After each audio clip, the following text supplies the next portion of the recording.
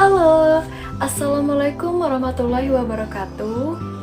Saya Akilah Alif Heikal, absen keempat, kelas 12 IPA 2, SMA Negeri 1 Bukit Kuning. Saya akan menjelaskan tentang gerakan non-blok atau GNB. Kalian pasti sudah tahu bahwa dunia pernah mengalami perang dingin. Dalam perang dingin, dunia terbagi menjadi blok barat yang dipimpin oleh Amerika Serikat dan blok timur yang dipimpin oleh Uni Soviet. Ada beberapa negara yang tidak bergabung ke blok barat dan blok timur. Negara-negara ini yang disebut sebagai non-blok.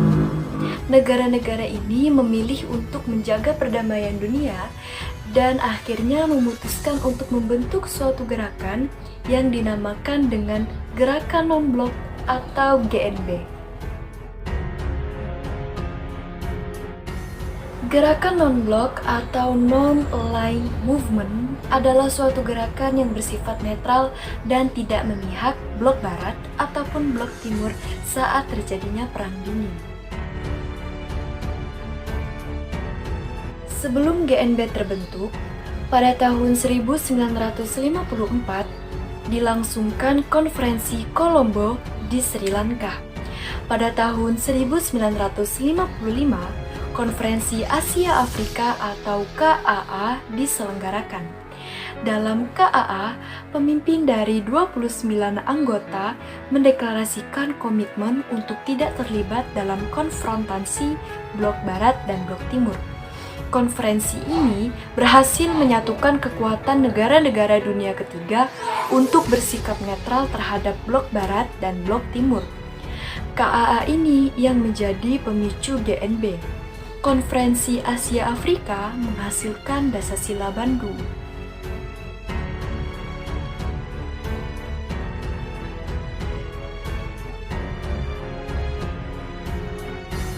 Sebab umum terjadinya gerakan non-blok yang pertama yaitu blok barat dan blok timur mengklaim ideologinya yang paling benar.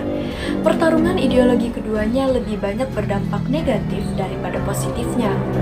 Misalnya terbaginya Jerman menjadi dua bagian, bagian barat dan bagian timur pada tahun 1949.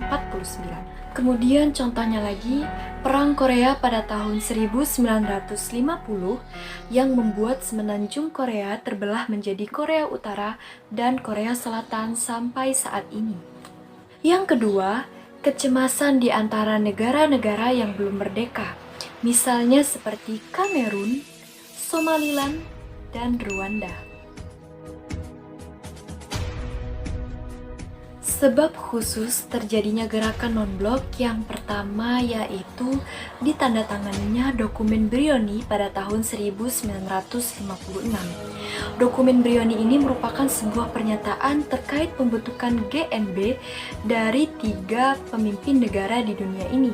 Mereka adalah Joseph Broz Tito dari Yugoslavia, Perdana Menteri Jawaharlal Nehru dari India, Presiden Gamal Abdul Nasser dari Mesir.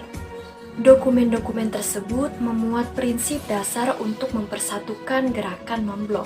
Prinsip dasar dokumen Brioni yang pertama yaitu saling menghormati integritas teritorial dan kedaulatan, perjanjian non-agresi, tidak mengintervensi urusan dalam negeri negara lain, kesetaraan dan keuntungan bersama, dan yang terakhir, menjaga perdamaian.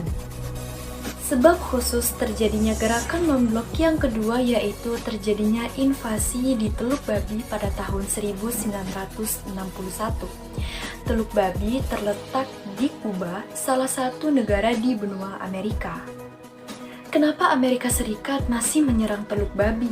Padahal Kuba masih berada di benua yang sama dengan Amerika Serikat. Sebab Kuba adalah negara yang menganut ideologi komunisme. Tujuan didirikannya GNB yaitu antara lain meredakan ketegangan dunia sebagai akibat persaingan dan permusuhan dua blok adidaya, mengusahakan terciptanya suasana dunia yang aman dan damai, mengusahakan terwujudnya hubungan antar bangsa secara demokratis, menentang kolonialisme, politik apartheid, dan rasialisme, memperjuangkan kebebasan dalam bidang ekonomi dan kerjasama atas dasar persamaan derajat, meningkatkan solidaritas di antara negara-negara anggota gerakan non-blok, menggalang kerjasama antara negara berkembang dan negara maju menuju terciptanya tatanan ekonomi dunia yang baru. Pendiri gerakan non-blok yaitu ada Josip Broz Tito, Presiden Yugoslavia, Soekarno, Presiden Indonesia, Gamal Abdul Nasser, Presiden Mesir, Pandit Jawaharlal Nehru, Perdana Menteri India, dan Kwame Nkrumah dari Ghana.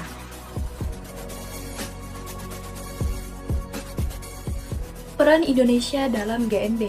Yang pertama, Indonesia berperan sebagai pelopor berdirinya GNB. Yang kedua, dalam KTT ke-10 GNB tahun 1992, Indonesia berperan sebagai tuan rumah penyelenggaraan KTT, di mana Presiden Soeharto ketika itu bertindak sebagai ketua GNB.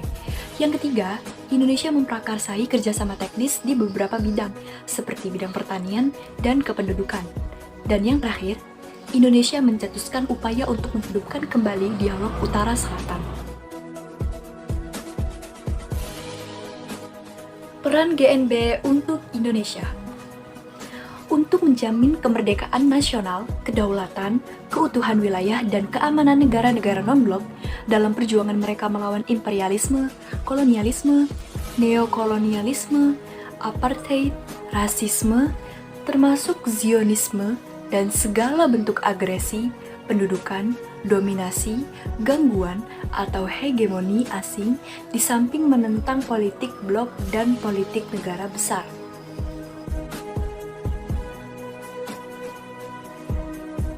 Syarat-syarat menjadi anggota GNB, yang pertama, tidak menjadi anggota salah satu militer Amerika Serikat dan Uni Soviet.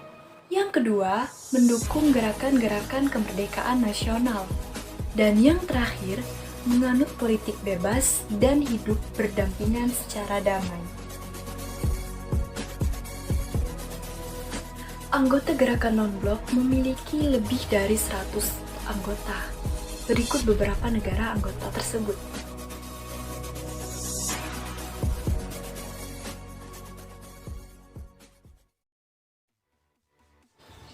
Sekian video presentasi dari saya.